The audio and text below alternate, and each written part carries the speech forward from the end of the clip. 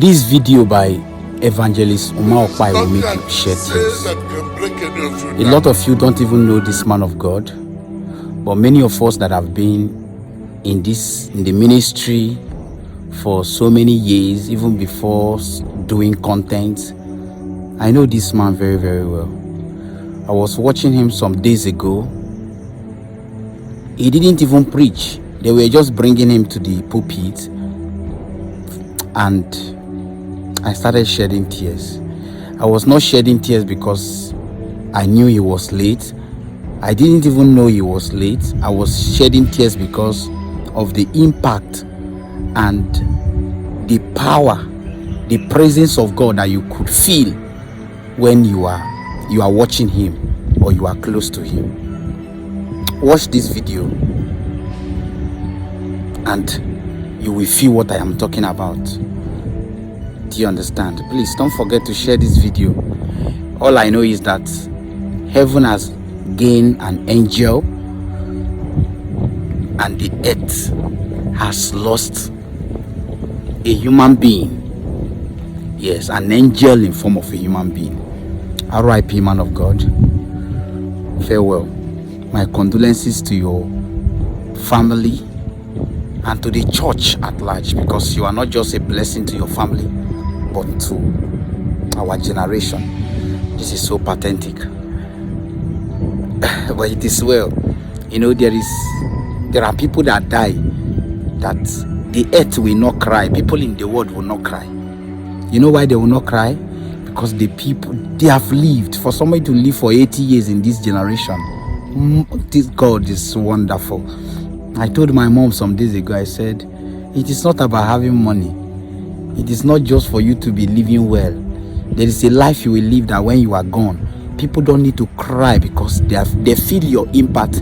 The cry will just be cry of joy that, oh, this one have fulfilled his mission on earth.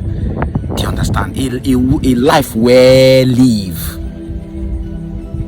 A life well lived. I'm happy. At the same time, I'm sad. But heaven, rejoice.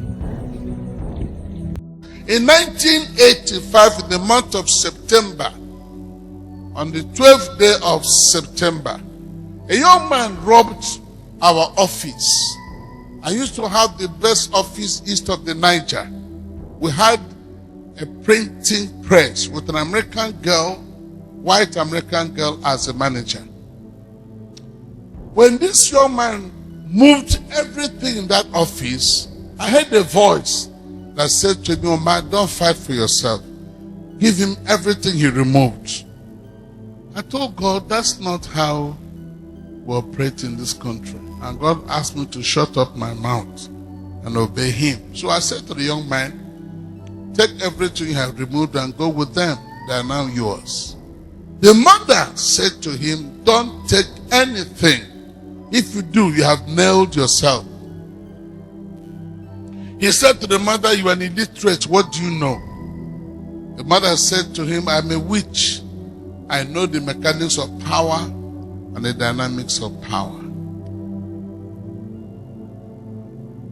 That day, after he got home with the things he removed, he went to the office of the richest man in New York and said to this man, that man, I robbed Reverend Umar and he gave me everything I removed. It's now your turn. If you don't give me 50,000 naira, I'll shoot you. Now, it was the euphoria of the gift I gave him that made him bold to run after another person. The man said to him, I can't die over 50,000. I'll give you 250,000. But in the meantime, hold this 100,000 and count while I bring the balance.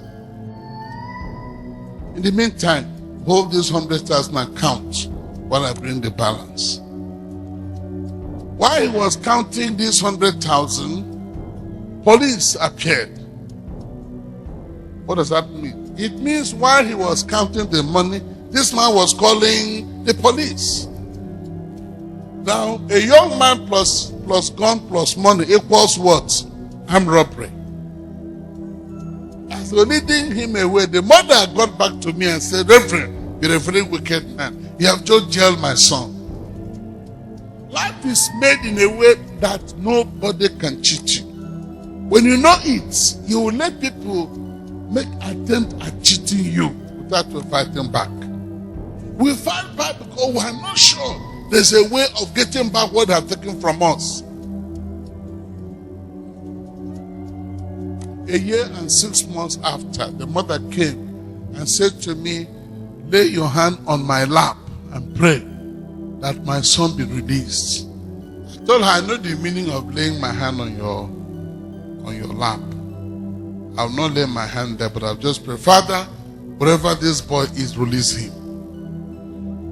I don't know whether you understand this principle I've just shared now.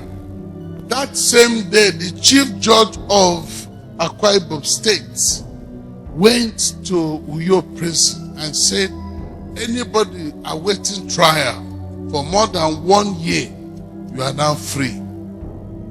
And the boy was set free.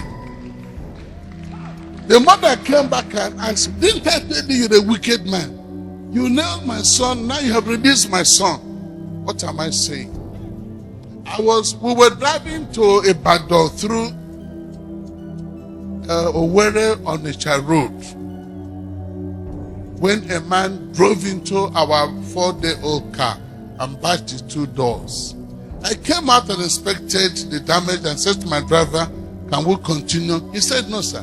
This man must repair this car. Okay, do you know him? He said, no. You don't quarrel with him? He said, why are you fighting him? Come on.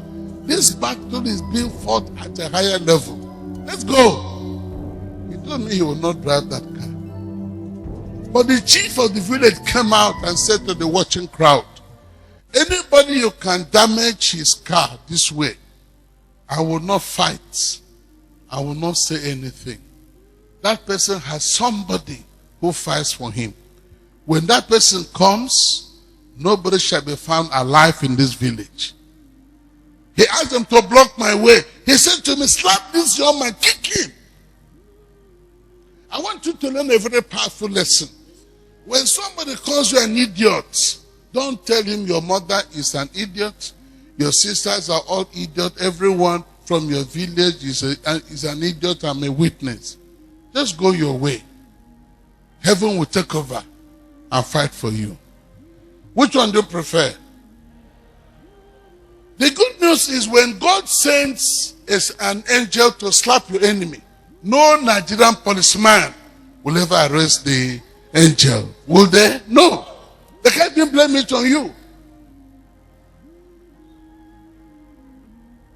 Has anybody learned anything new today? Raise your hand, let me. I'm sure you must have been told the driver who killed my children and my cousins was never prosecuted. Young men from my village went to the police station and said to the DPO, if they are not prosecuted, we shall burn down this police station. The DPO drove to my house and said, Umar, I'm in trouble.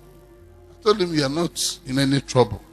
I went with him and addressed the young men and told them not to fight for me. I have somebody who fights for me. You can't be a good child of God if you don't come to this understanding and knowledge that whoever cheats you cannot escape your God. Even if your husband walks out on you and runs after other girls, one of your children will grow up to be a husband to you and will take care of you more than any man can take care of his wife. That's how life is made. If a girl jilts you and sacks you, for any reason, don't worry. God will bring a better girl to take her place and make your life more comfortable, more pleasurable, and more successful. Are you here?